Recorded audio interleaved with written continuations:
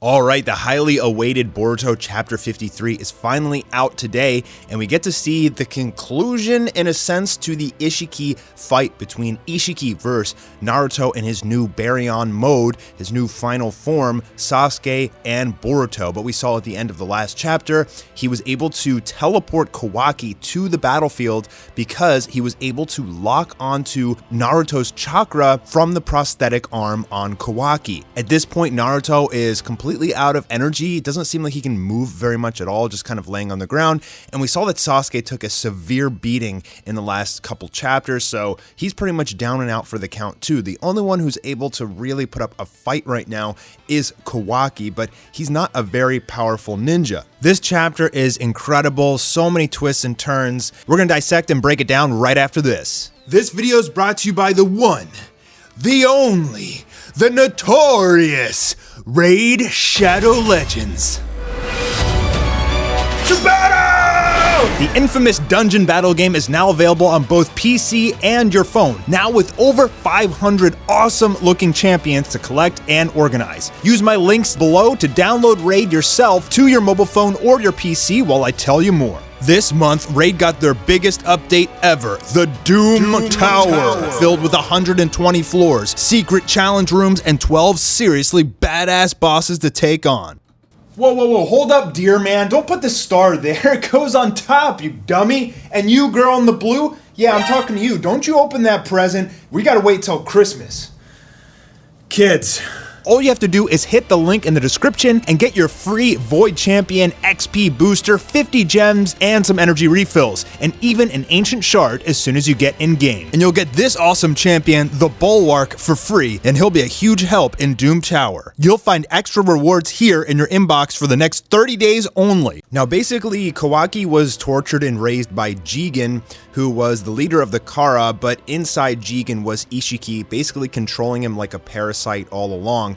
This is Ishiki's true form, and Kawaki actually hasn't seen his actual true form yet. So right now, he's getting face to face with Isshiki, and he knows he wants to implant him with another karma since his first one was removed, and so that he can take over his body. Now, Kawaki knows that Isshiki barely has any time left to live, only a couple minutes, and if he can survive long enough, then he will die before he can trade bodies with Kawaki. Naruto tells Kawaki to run, and at that moment, Isshiki just punches the living heck out of Naruto, so much so that he loses his Baryon mode. So this is kind of weird. Like, I don't know why Naruto lost the mode. The mode was supposed to kill him. It was supposed to be a fusion, basically a type of nuclear fusion between Naruto and Kurama's chakra, but for whatever reason, by getting punched here by Isshiki, I don't think he's using any sort of ability to defuse them.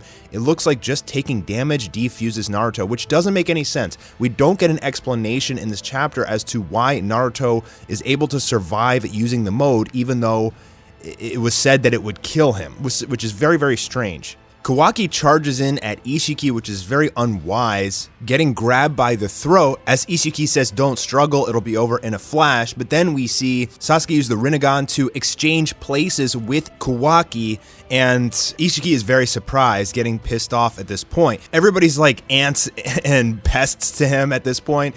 So basically there's a smoke bomb next to the feet of Kawaki, and Sasuke's yelling for him to pick it up and throw it. They're just trying to buy any amount of time that they possibly can because they're too weak to fight back, but Isshiki is on his last minute of life. So Kawaki throws this smoke bomb and he's going to try and escape and buy some time, but it's not looking good for Sasuke, who basically sacrificed himself to buy that time for Kawaki to escape, first taking a powerful punch to the face and then getting stomped in the stomach on the ground.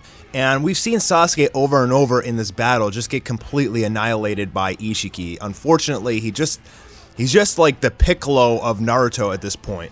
So Isshiki has the Byakugan, and basically he's like, you're idiots, I can just see through any smoke screen. But Sasuke informs him that this is no ordinary smoke screen, it's a mineral dust that obstructs clairvoyant power. So I guess things like the Byakugan and the Sharingan wouldn't be able to see or sense through this sort of smoke screen. He said it's only going to last a few minutes, but that's plenty of time. That's all it's going to take for Isshiki to just simply run out of time. So in the meanwhile, Kawaki's just just trying to get away from the battlefield as much and as far as possible. Isshiki is frustrated at this point. He can't believe that this mineral dust smokescreen is actually preventing him from finding Kawaki. So he takes off into the air, flies up, and he's looking around, and he simply cannot find Kawaki anywhere, which is making him incredibly frustrated to the point where he screams out Kawaki's name, and he knows that things are getting desperate at this point. Naruto, laying on the ground, beaten, bloodied, and out of chakra,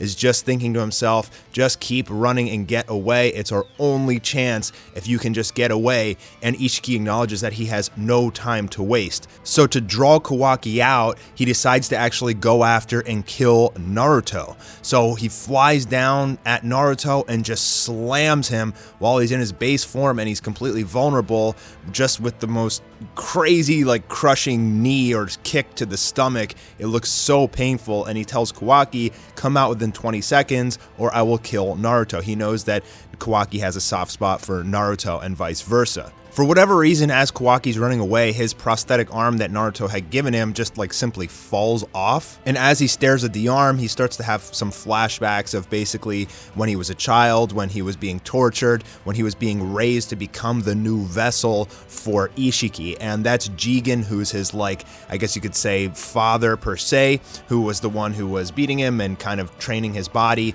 And as we know, that's actually Isshiki doing all of those things, pulling all those strings from inside of Jigen. He like shrunk himself and turned in and like went inside Jigen's ear and was basically just like feeding off of him for X amount of years, slowly taking him over time, a different way of taking a new body other than karma.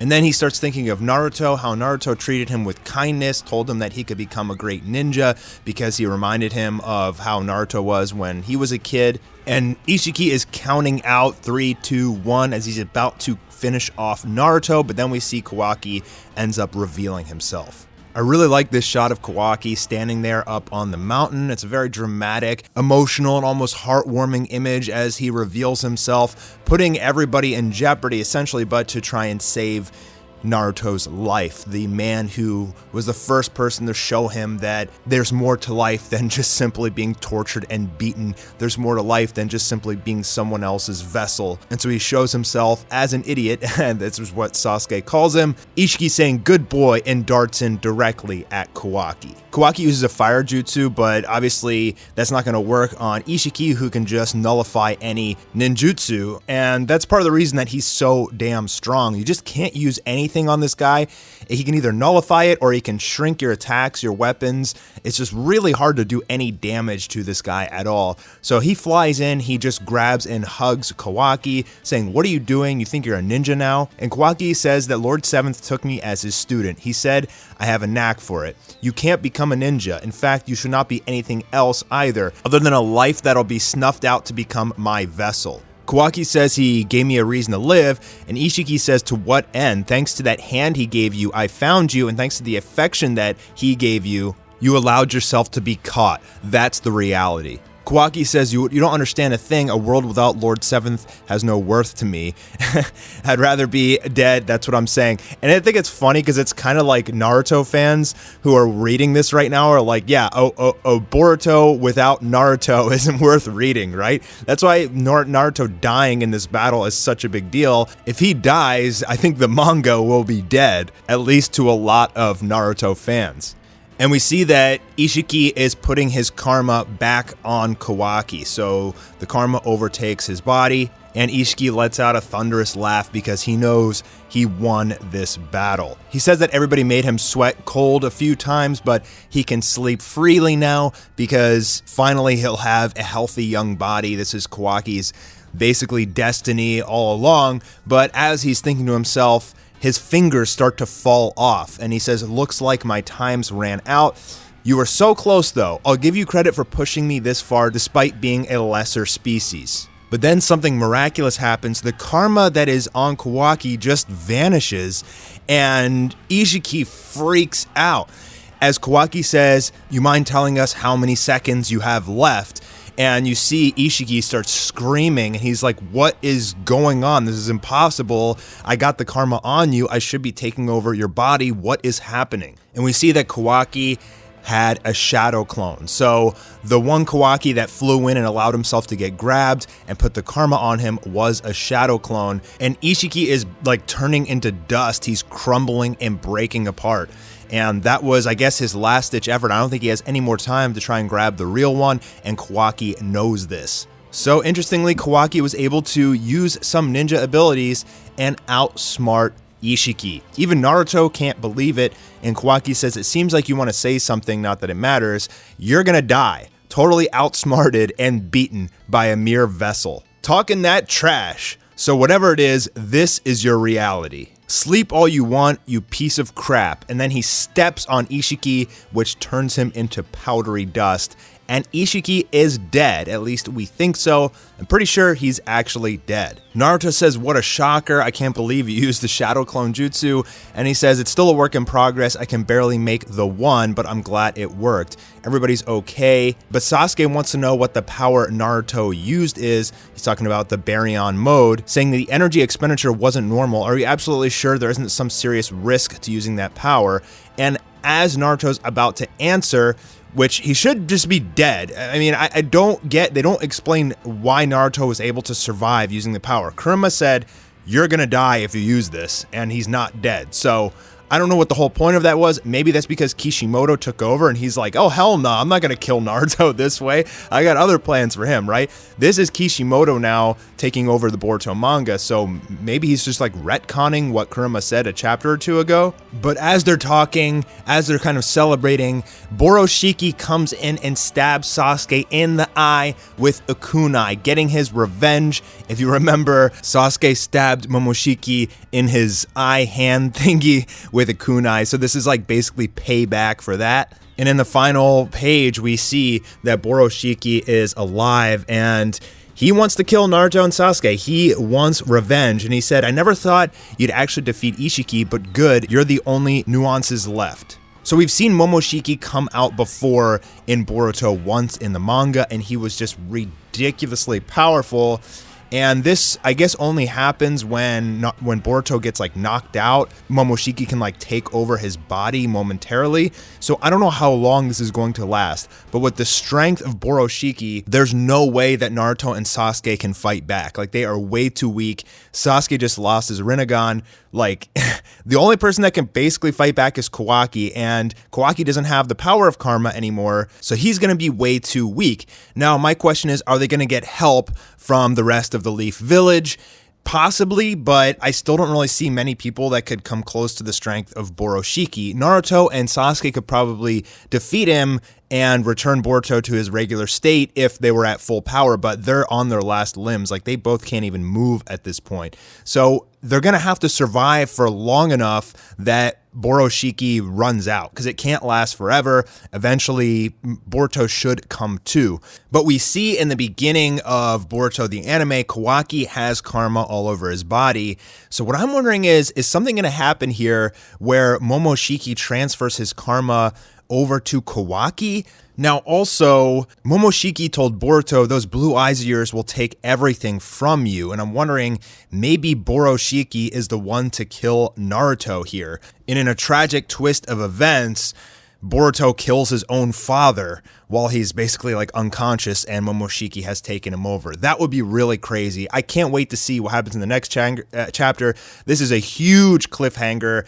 Crazy that the tragedy that happened to Sasuke losing his eye there. I mean, that's a really big deal. And Boroshiki definitely has the potential to kill everyone except Kawaki here. We know Kawaki survives. We still don't know Sasuke and Naruto's fate. Now, there was a recent interview with Kishimoto during Jump Festa this weekend where he said, we're at the climax of this battle and we're getting to the point of the time skip very, very soon. So whatever happens, however this battle finishes, we're going to get to the time skip, so we're probably going to figure out and know what happens to Sasuke and Naruto by the end of this fight.